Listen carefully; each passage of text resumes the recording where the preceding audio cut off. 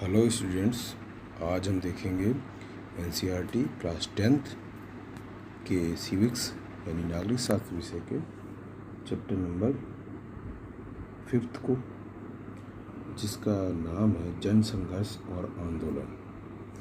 इस चैप्टर में बेसिकली हम पहले एनसीईआरटी बुक्स में क्या क्या दिया हुआ है, क्या उसमें समझाया गया, उसको हम देखेंगे। इसके बाद हम इस चैप्टर के क्वेश्चन आंसर को भी करेंगे।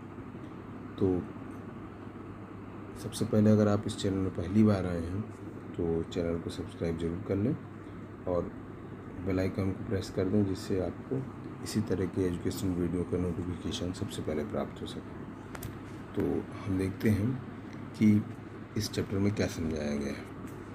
ये एनसीईआरटी बुक्स है, लेटेस्ट एनसीईआरटी बुक 2020-21 का एडिशन है। देखते हैं जन संघर्ष और आंदोलन। इसमें मैं सबसे पहले स्पष्ट कर दूं कि जन संघर्ष और आंदोलन में जन संघर्ष आमतौर पर किसी खास मुद्दे पे आयोजित होते हैं।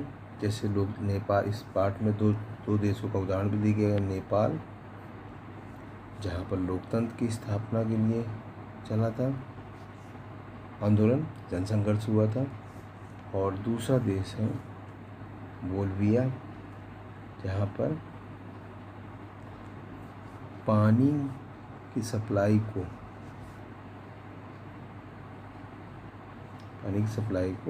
एमएनसी मल्टीनेशनल कंपनी को दे दिया गया था। तो उसका पानी को उसने बहुत महंगा कर दिया था और हज़ार रुपए के बिल आने लगे थे। तो पानी का उस समय, जबकि औसत वहाँ की जो आय थी वो 5,000 थी, यानी कि जो कुल कमाई का 20% पानी के बिल के रूप में आने लगा था। इसलिए इसके लिए एक बहुत संघर्ष किए गए। तो इस पार्ट में दो संघर्ष का उदाहरण दिए गए, एक नेपाल का, दूसरा बोल्विया के लिए पानी का संघर्ष। तो और इसमें ये भी स्पष्ट किया गया है कि जन संघर्ष और आंदोलन के पीछे आमतौर पर दबाव समूहों का भी हाथ होता है। दबाव समूह क्या है, इस चैप्टर में हम ये भी देखेंगे। प्रेशर ग्रुप्स, जो कि सरकार पर प्रेशर डाल सकते हैं। तो देखते हैं इस बुक में दिया क्या है। सबसे पहले पेज में इस पाठ का परिचय दिया गया है और जिसमें समझाया गया है कि लोकतंत्र में सत्ता का बंटवारा क्यों जरूरी है, ये हमने पहले पढ़ा है। और न्यायपालिका, कार्यपालिका, विधायिका के बारे में पढ़ा है। इस तरह के हितों और नज़रियों में द्वंद्व की अभिव्यक्ति संगठित तरीके से होती है। जिसके पास सत्ता होती है उन्हें परस्पर विरोधी और मांगों और दबाव में संतुलन बैठाना पड़ता है। तो इसमें यही पाठ समझाया गया है कि कैसे जो है दबाव समूह की बात को राजनीतिक दल मान लेते हैं। तो नेपाल और बोल्विया में जल संघर्ष, ये दो उदाहरण इसमें समझाए गए हैं। तो हम देखते हैं नेपाल में किस चीज़ का था। नेपाल में लोकतंत्र का आंदोलन था।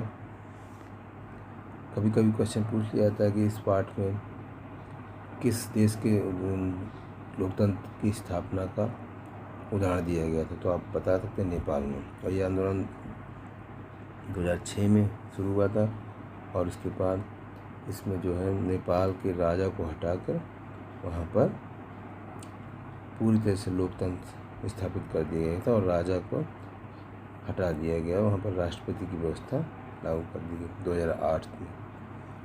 ये जो तस्वीरें आप देख रहे हैं ये है नेपाल में संघर्ष के समय लोगों की।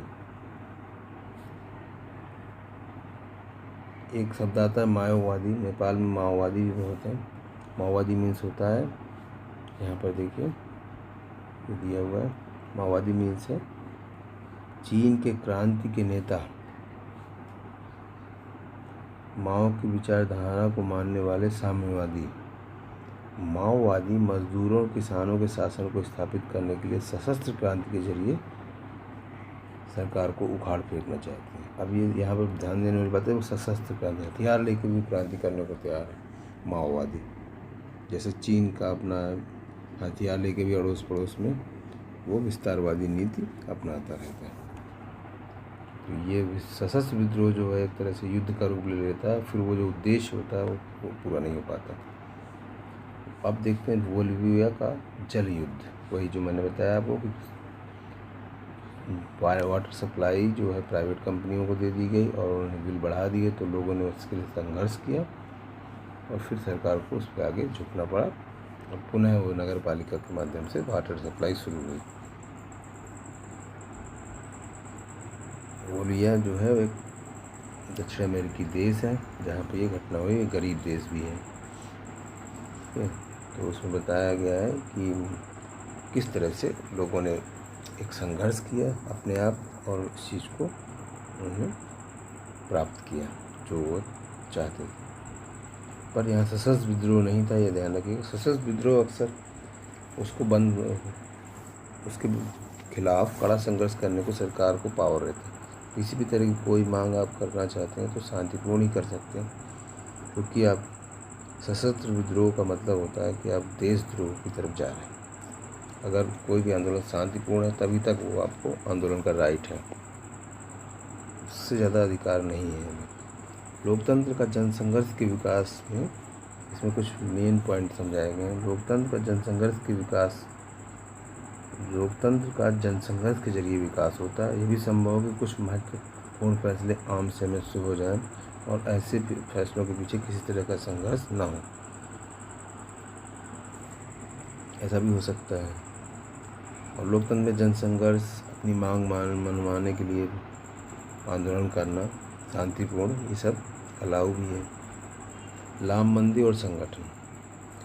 अब यहाँ पर क्या होता है, संगठन लामबंद मतलब क्या होता है कि किसी बात पे इकट्ठा हो जाना, तो उससे भी दबाव पड़ता है और उस चीज़ पर ध्यान जाता है सरकार का, और अगर वो बात सही है तो उसको मानने की कोशिश की जाती है। दबाव समूह और आंदोलन ये एक मेन है, क्योंकि दबाव समूहों के रूप अक्सर जो है राजनीतिक दलों पर दबाव डालते। दबाव समूह नाम इसीलिए कि वो डायरेक्ट सत्ता में नहीं रहते हैं और वो राजनीतिक पार्टी जो या सत्ता या सरकार दोनों के माध्यम पर दबाव डालते हैं कि हमें ये मांग करनी, हमें ये ज़रूरत है, इसको आप पूरा करिए। जैसे बहुत सारे जातीय समूह जो है रिजर्वेशन के लिए दबाव डालते हैं, और चूँकि जाति समूह के पास वोट बैंक होता है तो उन रिजर्वेशन लागू हुआ। इसके बाद क्या हुआ कि पहले तो वो SC ST और OBC वर्ग के लिए था, इसके बाद जनरल के समूहों ने भी यही दबाव डाला और उन्हें भी रिजर्वेशन मिला। तो इस तरह से आप देख सकते हैं कि दबाव समूह दबाव डाल के अपना काम कराते हैं, सीधे सत्ता में सामने नहीं आते। एक ये बताया गया एक कार्टून है, मुंगेरी लाल के सपने जारी रहते हैं, गरीबी हटाओ। अब देखिए गरीबी हटाओ का नारा आपको पता है कि इंदिरा गांधी ने दिया था, तो इन गरीबी तो हटी नहीं, पर इंदिरा गांधी ज़रूर हट चुकी हैं बहुत पहले। ये लगभग आप समझिए 78 और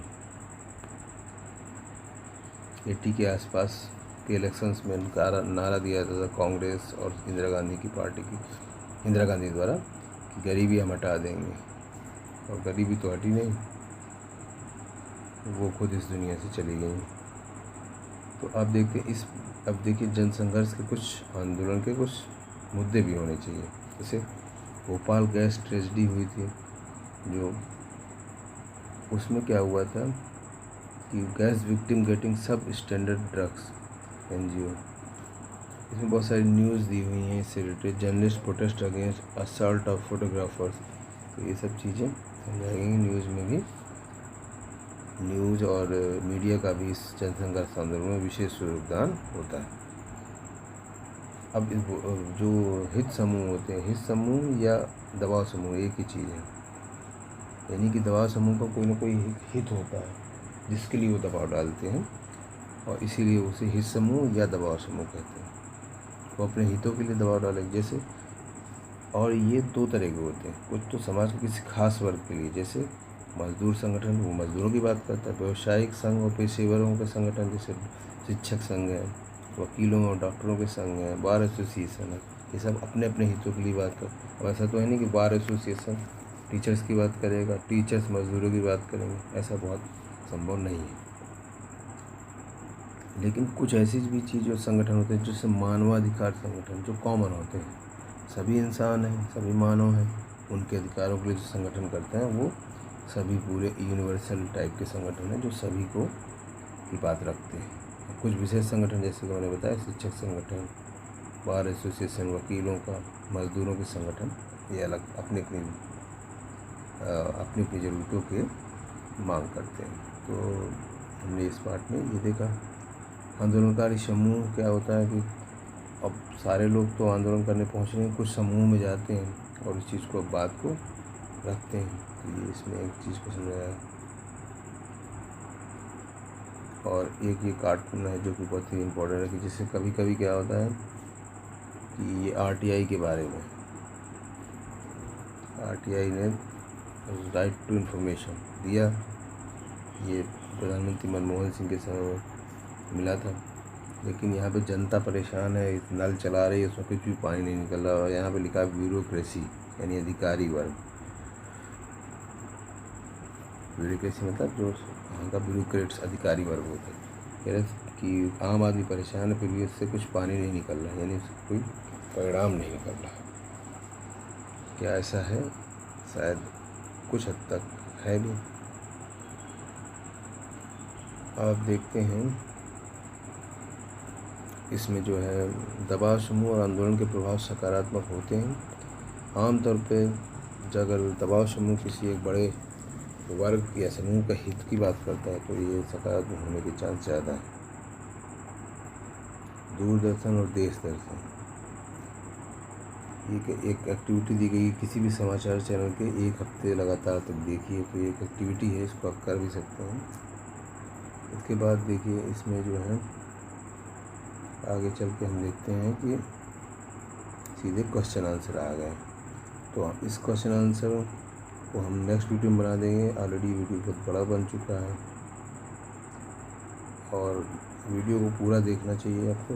जब तक आप पूरा नहीं देखेंगे तो इस पार्ट को समझने में आपको प्रॉब्लम होगी। मैं नेक्स्ट वीडियो में आपको इसके क्वेश्चन आंसर, ये जो करीब 10 क्वेश्चन हैं, इनको करा दूँगा, जिससे कि ये आपका पार्ट कंप्लीट हो जाएगा। तो वीडियो देखने के लिए आपको बहुत बहुत धन्यवाद। वीडियो को शेयर ज़रूर करें अपने दोस्तों के बीच में और लाइक ज़रूर करें। वीडियो देखने के लिए पुनः आपका बहुत बहुत धन्यवाद। Thank you very much.